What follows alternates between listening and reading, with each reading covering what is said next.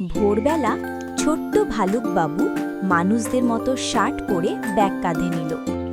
আজ তার স্কুলের প্রথম দিন। রাস্তায় হাঁটতে হাঁটতে সে ভাবছিল, বন্ধুরা কি আমাকে পছন্দ করবে?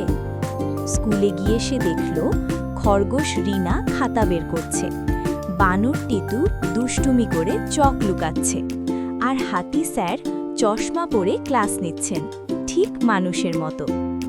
বাবু একটু ভয় পেল। তখন বিড়াল মিমি তার পাশে বসে বলল, ভয় পেও না, আমরা সবাই বন্ধু। ক্লাসে বাবু সুন্দর করে নিজের নাম লিখল।